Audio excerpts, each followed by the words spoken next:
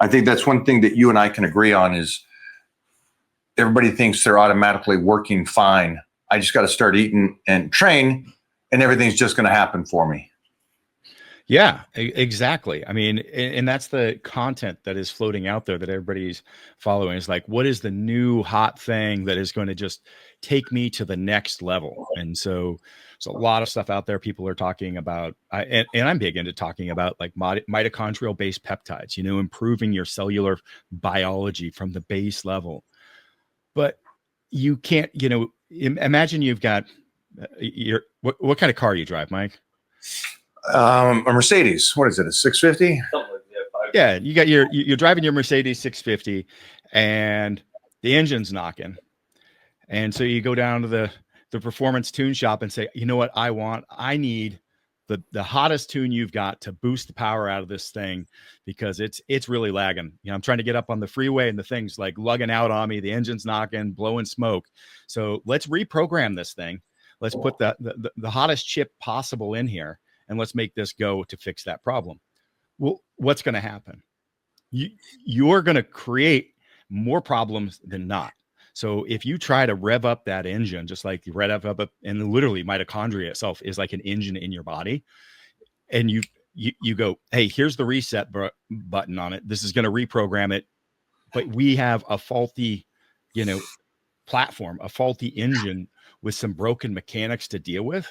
Now you're trying to push more power out of it, and it's going to break sooner. So fundamentally, you've got to know where your biology is at to start with. So it can be a little frustrating because people, that's what they'll reach out. You'll get the messages going, hey, what's the best supplement for performance, best peptide, all this stuff that's going to give me that top-notch next tier performance. It's like, well, I can't answer that question. I can't answer that unless we know where you're at, because we have to fix dysfunction first before you optimize. And unfortunately, in the world that we live in, most of us have some level of dysfunction. And so it's a matter of how do you know how to identify it and fix it? And it's having a process around that. You know, obviously your blood work is a big component of that, but people might be asking like, well, why would I have dysfunction? I'll tell you, you're probably working an office job somewhere. You've got fluorescent lights on you all day long. You don't have the sun on you. You're barely getting exposure. You were eating a shit diet for a long time. Toxics kind of, you know, okay, maybe it's toxic. Maybe I'm over speaking here, but if we don't have a lot of whole foods in there, that is how our body detoxifies itself, like literally the micronutrients, the antioxidants in that. And so if we're eating a highly refined diet, we can look at the macros and go, hey, macros are on point. But over time, that's still going to cause a degradation, not having exposure to the sunlight. You know, Huberman, for all his pluses, that's something he's really done well, is bringing that to the forefront. These all have an impact, the high level of stress. And that's just, I talked about taking your Mercedes out on the highway. If you're dealing with traffic in LA and you're driving around, there's a level of like, check yourself. You're gritting your teeth. You're getting anxious. Am I going to be late for the meeting with my trainer that I'm going to try to, you know, get all jacked for?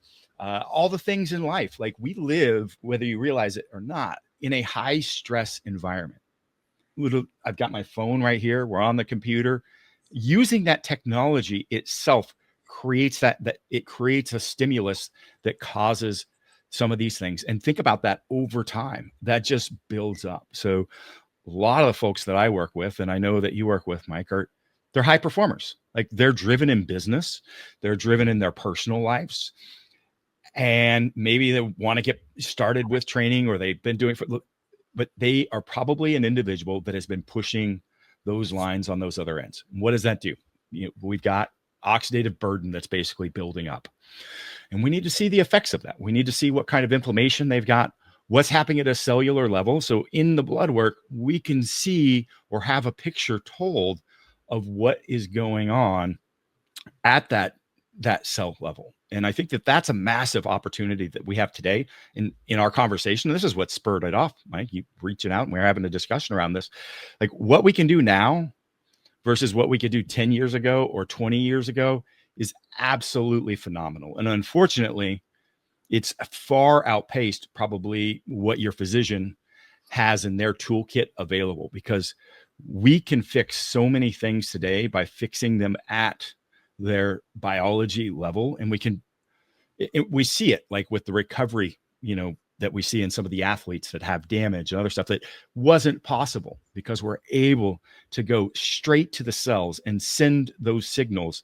to fix itself, to repair, to ramp the immune system, to release growth hormone, to like we can do absolutely phenomenal things, because people may be only thinking about it in like the stem cell area. Like, oh, I've got to go to, this person in Dubai or somewhere overseas, get these treatments done for 75,000. And there's a time and place for that, but we can do some of that like right in your home. Like, it is absolutely phenomenal, the progress that we are making at with cellular medicine right now, because of the ability to synthesize peptides. I just want to say one thing real quick. Just for everybody. Sorry, I was going on. I got excited, Mike. I like it. I like it, and I love that. And we're gonna do a lot of this, and so I just want them to fully understand and see if this is kind of how you feel as well. You see a lot of people talking about the people that are overweight or just, in their 30s or 40s. Hey, stop what you're doing, change the diet, go out for a walk, you're fine. And I think we can agree that changing the body is a slow process already. And to create that art piece that you want is a slow process already. And what we want to do is give you that bridge. And I think one thing that might be confusing to the layman's person is that they're really confirmed that I'm just fat right now. I've been eating bad for 4 or 5 years. I'm not training. So all I got to do is as easy as this is go out for a walk and change my diet and I'm golden. And I think that's a misconception, because there is trauma on what you're doing to the body. And that's the reason why I want to talk to you is because it sounds beautiful. I wish everybody was just healthy, regardless that they ate bad for the last 10 years, regardless that they haven't trained in the last 10 years. That would be awesome. Get up, change the diet, go out, walk, you're golden. I think it's honestly, and we got one life, I think it's a little worse than that. And the amount of time it's going to take to change a body that's already somewhat broken compared to a body that's functioning correctly, that's night and day, and a less frustration. Yes, absolutely. And I think that's something that someone with experience that's in the trenches, that does read, that does this, is like, I like to have the conversation with you because you're kind of in that same realm as it does take time. But if Chris' information today can kind of go, well, wait a minute, let me take a couple months just to make things healthy, and then push further to change the physique, it's going to happen quicker. It's going to be more fun, and you'll see results instead of the person going, dang it, I'm doing the walks, I'm eating good. Why aren't I changing?